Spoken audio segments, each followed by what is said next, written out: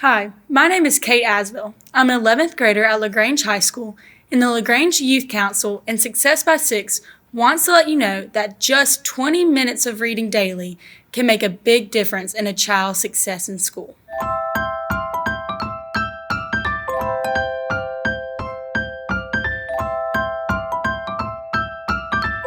Today, I'll be reading A Chair for My Mother by Vera B. Williams.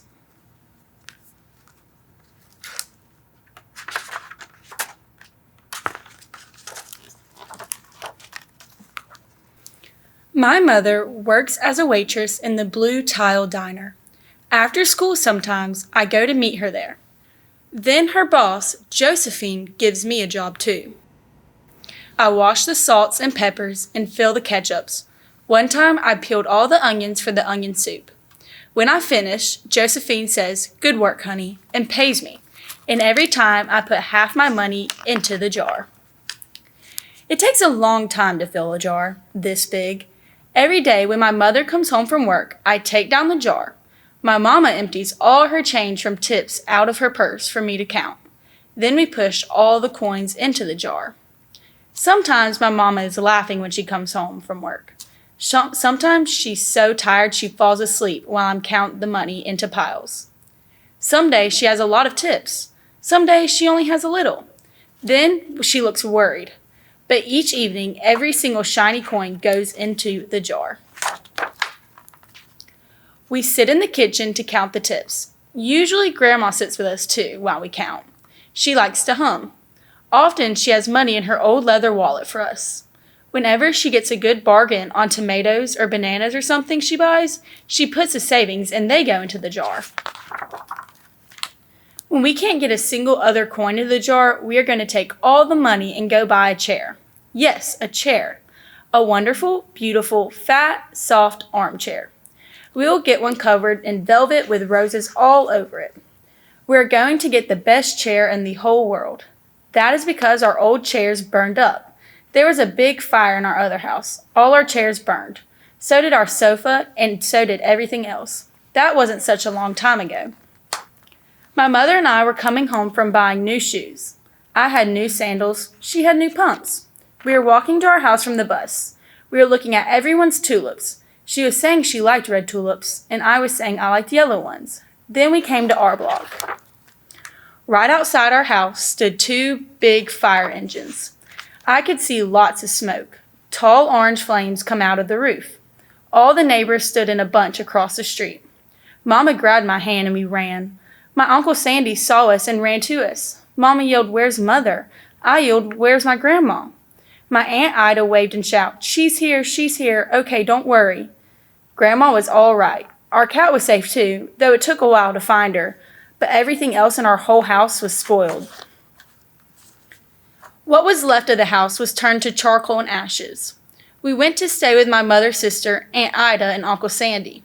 Then we were able to move into the apartment downstairs. We painted the walls yellow, the floors were all shiny, but the rooms were very empty. The first day we moved in, the neighbors brought pizza and cake and ice cream, and they brought a lot of other things too. The family across the street brought a table and 3 kitchen chairs. The very old man next door gave us a bed from when his children were little. My other grandpa brought us his beautiful rug. My mother's other sister, Sally, had made us red and white curtains. Mama's boss, Josephine, brought pots and pans, silverware and dishes. My cousins brought me her own stuffed bear. Everyone clapped when my grandma made a speech. "You are all the kindest people," she said, "and we thank you very, very much. It's lucky we're young and can start all over." That was last year, but we still have no sofa and no big chairs. When Mama comes home, her feet hurt. "There's no good place for me to take a load off my feet," she says. When Grandma wants to sit back and hum and cut up potatoes, she has to get as comfortable as she can on a hard kitchen chair. So that is how come Mama brought home the biggest jar she could find at the diner, and all the coins started to go into the jar. Now the jar is too heavy for me to lift down. Uncle Sandy gives me a quarter. He had to boost me up so I could put it in. After supper, Mama and Grandma and I stood in front of the jar. "Well, I never would have believed it, but I guess it's full," Mama said. My mother brought home little paper wrappers for the nickels and the dimes and the quarters. I counted them all out and wrapped them all up. On my mother's day off, we took all the coins to the bank. The bank exchanged them for $10 bills. Then we took the bus downtown to shop for our chair. We shopped through 4 furniture stores. We tried out big chairs and smaller ones, high chairs and low chairs, soft chairs and hard ones. Grandma said she felt like Goldilocks and the 3 bears trying out all the chairs. Finally, we found the chair we were all dreaming of, and the money in the jar was enough to pay for it. We called Aunt Ida and Uncle Sandy. They came right down in their pickup truck to drive their chair home for us. They knew we couldn't wait for it to be delivered. I tried out our chair in the back of the truck. Mama wouldn't let me sit there while we drove, but they let me sit in it while they carried it up to the door. We sat in the chair right beside the window with the red and white curtains. Grandma, Mama, and I all sat in it while Ida took our picture. Now Grandma sits in and talks with people going by in the daytime. Mama sits down and watches the news on TV when she comes home from her job. After supper, I sit with her and she can reach right up and turn off the light if I fall asleep in her lap. The end. Thank you for reading along with me today. I hope you had a fun time. See you next time.